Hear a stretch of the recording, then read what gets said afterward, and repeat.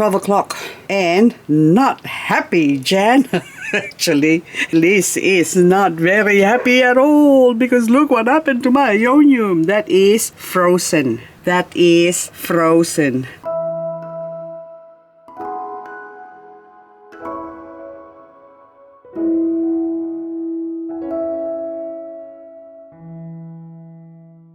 12 o'clock and I haven't thawed out yet. And even this one is red garnet. When yesterday it was fine. Now it's not so fine. My mountain rose as well is frozen.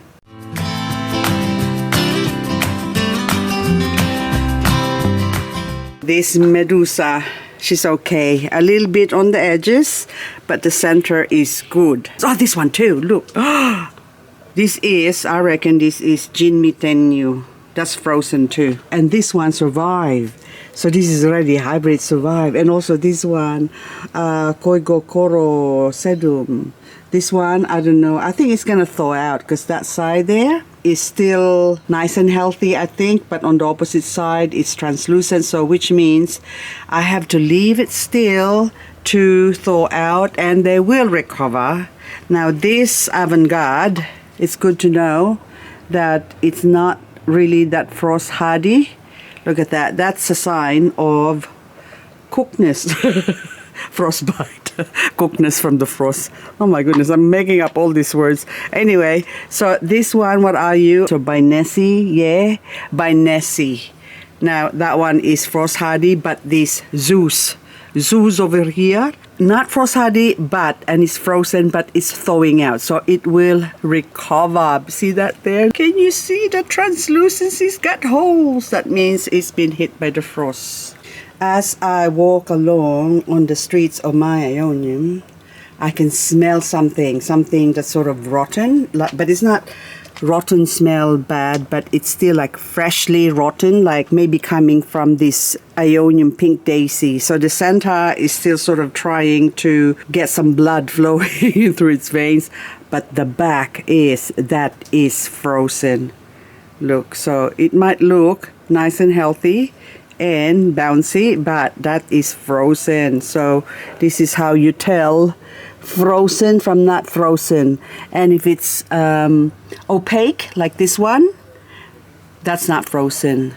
Translucent, frozen. Part of my crested tuxpan has already been cooked from previous frosts before, so those ones at the back there, and also this Rubidona, look, that's frozen, so it's still frozen. I'm not gonna touch it. Look, that's all frozen. So parts of it, oh, the center, I really have to move this on the opposite side of me instead of having it here in the shadow all day long. These ones here that are exposed to the element more, there's no covering at all for these ones, these babies. So from PVN to my magic red to dark eyes to my Charlotte, they're all very frost hardy. And my Charlotte is, my wish came true, it's flowering, it's about to. Anyway, I need to probably put that somewhere safe so it doesn't get hit by the frost. I want to get some seeds from that one, so time to put that. This one, I better put it away or else I'm gonna forget and that's gonna die. So I'm gonna take this to the spot where I had my sedum because it's a little bit more protected, but it's just the sedum that was there before. They're not frost hardy at all, the Joyce Tulloch. So if you're gonna get a Joyce Tulloch, you have to put it somewhere a little bit more secure. So this Charlotte now, Charlotte Rose, is gonna grow into, well, the flower's gonna grow and hopefully I can get some seeds from it. Dioscorea elephantippis. So if I'm saying that wrong, I'm gonna write it down so I can write it right. Now this plant goes dormant in summer, and when the weather cools down, even now in winter, this is outside, it's growing. So that one got hit a little bit by maybe the sun, too much sun, and a little bit of sunburn, but it doesn't matter. This plant now is starting to form some nice crackling foot. Look at that. So like resembling an elephant's foot. I bought 3 of these about a couple of months ago, and 2 of them I'm growing inside under the grow light. because in my experience, they are not frost hardy. They love the sun, but they don't like the cold. So this one, I have some similar ones up the top here. This has been growing in here for the last 3-4 years, or I've had it for the last 4 years, but been growing in here maybe 3 years. But see, these ones now, they're exposed to the cold and the sun and the frost semi. Nothing sort of settles on top, but they still experience, or they still get damage from the frost. So this Crassula ovata, they're gorgeous, beautiful. Look at that, so colorful. But this is sort of semi-frost hardened now. But that one still goes to show, despite the fact that it's been there for a long time, they still get damaged. And so as this one, which is only new and beautiful. Look what I'm doing to you. But anyway, because we're getting a colder temperature tonight, I need to put you somewhere a little bit lower, where it's a little bit more protected, along with my other plants here that I have been torturing. I am a terrible mother. This is peperomia. This was never frost hardy, but has become frost hardy in this spot though. So it has to be specific. Now, move you here, move you there, and I got a spot for you. It's a bit dry. I need to water it, but I won't water it now. I'll wait till the temperature gets a little bit warmer, or when there's no more threat of frost, which is in the next few days, maybe next week. By Sunday, I think we're having warmer weather. This is my big, beautiful Echeveria jewel. This is big plant. It's so beautiful, and I would really like to grow more of this. And contrary to popular belief that Echeveria only grows when it's warm, well, I'll show you something. Down in the bottom, what do you see? Look. What do we have here? I got a few babies, look, peeking through all the way around. Look at that. So I'll have maybe from the top there as well. So I'm gonna have, okay, don't want to lift it because it's heavy. 1, 2, 3, 4, 5, probably over here, and okay, that's all. So I'm gonna have babies from this beautiful, oh, gorgeous one. I'm gonna have more baby jewels. Kalanchoe robusta variegata being kept here. Look, it's flowering. Look at that. This is supposed to be a summer-loving plant, and yet in the cold decided I'm gonna die soon from the cold, so I might as well put out some seeds so that my babies can continue. Cotyledon tomentosa kitten. So this one is flowering as well. So cotyledon also likes the cold. My cotyledon pendants in the past have produced many beautiful flowers in winter, and this one is about to bloom, open up soon as well, even though it's cold. So it's actually cold weather grower, so it grows in cold weather. October 2021 is when I've sown the seeds of this Echeveria Hybrid. I can't remember exactly what I crossed it with, but there's a few plants flowering in the area where I had this, and I think one of them is Chihuahuensis. So I've crossed it, and also I crossed it with a Zaragoza, but now you can see this one now that's showing a little bit of the Chihuahuensis look, and the rest of them are sort of a fatter version of Laulensis. They're a bit fuller. Especially that one, look at that, it's almost a lovely bear, isn't it? Gorgeous. And this one here, that one's got a nice flick. So anyway, this sort of looks similar but also different from the mother plant. It's got some changes, and some are long like the mother plant here. Well, it's similar to the mother plant, but a lot of them are sort of short, small, and compact. That is leaves that I dropped from my Graptoberia lovely rose, and it's now growing. 1, 2, 3, 4. So that's only a couple of leaves, but it's underneath. Now it's stretching out and trying to reach out. Now even this one, look at this. That's more like a Chihuahuensis than this Laulensis, isn't it? So I still haven't got a name for this, but I have to come up with a name, because also the problem with giving these names, oh, that one, more Chihuahuensis. So Chihuahuensis cross Laulensis. Laulensis itself is already a hybrid. Can't remember exactly what the parentage is, but anyway, I think it might be Laui and Linsayana. I think that's the parents. And then now, Laui, Linsayana now cross Chihuahuensis. So that's all mixed up, and maybe I cross it with something else. I don't know which is which, but there's a few different looks going on in here, so I have to separate this and put them together with the ones that sort of look similar. So even that one, that's more like a baby Chihuahuensis now, only skinnier. I would appreciate it if you can come up with a name for this one. So I have to think of a few names for this, but my Rahoya mix Amestro. Now it's showing its colors. I only got all of this lot. Mostly, I've already shown this in a past video, what they look like. They all sort of looks different. So this is the problem with hybrids when you grow them from seeds. When grown from seeds, they kind of look very different from each other. So some of them looks like the daddy. So this is like the Amestro look. Amestro, and that one is sort of halfway between Amestro and Rahoya, and others like this one is maybe Amestro Rahoya but a different version. But this ones, I only got 3 of these. So it's got the pink one with the flick. This one is green with the flick. Look at that, beautiful. I don't know what to call it, but I think Trojan horse would probably be a suitable name for it, because it looks like horse's feet, the tips of it. And a 1, a 2, and a 3 with the flick. So those 1, 2, and 3 I'm gonna call Trojan horse. And then this other one has got lines on this one. Just this one has got lines. Look, see, like very similar to maybe a champagne, but it's not a champagne because it's not crossed with Laui.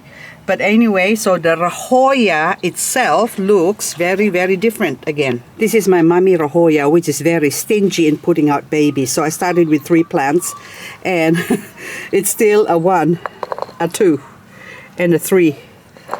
Maybe 4 babies, no, 3 babies. So it's very stingy. So that's why I decided to grow it from seeds. When it flowered, it only ever flowered once, and that's when I actually didn't get flower from this one last summer. But now this one, I think the colored ones is probably more like the Rahoya color, but the flick is more like a Mestro. So it's very, very confusing, or something else. So even that one, oh, it's got lines. I can see some lines in there. So when they do grow, is that, hang on, wait a minute, distraction. Is that similar to a Mestro shape, but with no color? Because a Mestro is this. So the Mestro is much prettier. So I thought if I cross the 2, because that was the only 2 of them flowering at the same time at that time, and Amestro was producing. So this Amestro has produced, I think this is already a baby. So this is not the original Amestro. My original Amestro was in the big pot, but then now these ones are just babies. But look how gorgeous they are right now. But then during hot weather, they sort of go a little bit on the green side. But with Rahoya, I thought, what would happen if I cross these 2? I cross these 2, and this is all I come up with. So they're all, I'm gonna call them Trojan horse, put it that way. So maybe Trojan horses. It's very, very difficult to come up with a name. So I don't know what to call this plant, but Rahoya or Ramsta, maybe just Ramsta from Rahoya and Amestro. So I think Ramsta would be a better and more suitable name. Now this one I got with no name, and I bought 3 of them because I saw something special in it. So I'm just going to compare. Oh, look how beautiful that is. Oh my goodness, that is so gorgeous. So I don't know which one do I take. Do I take that one or this one? But I'm going to compare this with the snow bunny because I believe this is a snow bunny hybrid. So these are my snow bunny. Now look at them, beautiful, gorgeous. Don't they look like a white rabbit? Anyway, I think that's where they got the name from. Now, if I put this next to it, which snow bunny are you gonna prefer? This nice snow bunny or those snow bunnies? So I don't know. Look. Oh.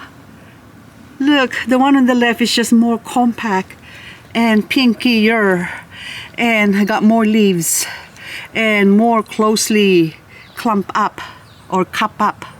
That one is more open. So, Snow Bunny 1 or Snow Bunny 2. It is very cold. It's about 4 o'clock and I am freezing. It's really, the whole air is just cold. Oh, my kalanchoe. Yeah, I forgot. It got frozen. I just put that there today, this morning. And I'm trying to save a lot of they'll survive. It'll be fine. Next spring, you wouldn't even know what happened. You'll be good again. But I'm keeping it here now instead of having it exposed out in the open. That way it'll have protection from my kumquat. Look. And also my bottle brush, my callistemon, is going to protect it. Just like it has protected my aloes. They're all fine. Look at that. That one I haven't harvested yet. That's still going to be left in there until next spring. I'm just always like avoiding it so I don't step on it. These Ioniums doesn't know whether to wake up or go to sleep. They're still sort of closed off. So I don't know whether it's the cold or the heat, because normally they do that when they get hot. And they should be open now, but they're still not opening really well. And look at the Dondo. Dondo está beautiful. Look gorgeous. So anyway, last night, or this morning, I came out here at 2 o'clock in the morning and everything was wet because we just had rain. So even this one is wet. And on this part, I was rubbing this, see the circle? That was glistening. And then I went like this and it was ice. And yet, my freelies over here, I came out here at 2 o'clock in the morning because I need to put this down and just sort of cover my baccarus. And the baccarus is looking very beautiful right now. And look, there's also some fungus growing on that one. So I need to treat that, but I'm not gonna do that now. Because it's getting cold. My ears are actually like really frozen. So I'm gonna put this one. So I just pegged it and close this off. Hang on, did I do that way? Okay, so I just pegged it there. And so now, if I step back, you can see at least there's some protection from the frost with these plants here. Although my Echeveria Cool View doesn't need protecting, that's actually very frost hardy. And also this Violet Queen. And I think that one is, I don't know what it's, Fun Queen or something else. But anyway, they're frost hardy. But these freelies are the only ones that are not. Even this Briar Rose, that's not frost hardy. So I need to protect them. And so far, look, they're frozen. Poor thing, Papa's Rose. That's a crested one. And the rest of them are okay. So even the Ionium over here, that got hit by the frost, the sunburst, but then it recovered. So I put it just over on the left there, got hit by the frost on -3. And then so I move it in here now, -5.6, and it's fine. But tonight it's gonna get -6 or -7 again, I reckon. And she'll be okay. So it's along with my other newly bought freelies over there. I think that's, I can't remember your name anymore. If I look, then never mind. So those ones look, oh, poor thing, that's being hit by the frost. I don't know your name, but it doesn't matter. You'll be fine, you'll recover next. Oh, it's flowering. That one there.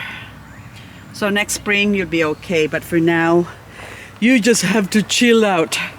And also in here, poor babies, they're all cold and beautiful. Look at the blue surprise, also known as Andrew's choice. Look at that, gorgeous. Isn't that beautiful? They're all frost hardy. And the Amoros, oh, you're looking beautiful. And my wheelbarrow, most of them have survived, and now I won't survive if I stay here any longer. I have to go inside and have a nice cup of coffee because I am frozen. Ooh, I see a beautiful plant over here. All the curlies as well are protected. Okay, bye bye, beautiful. I'm going inside.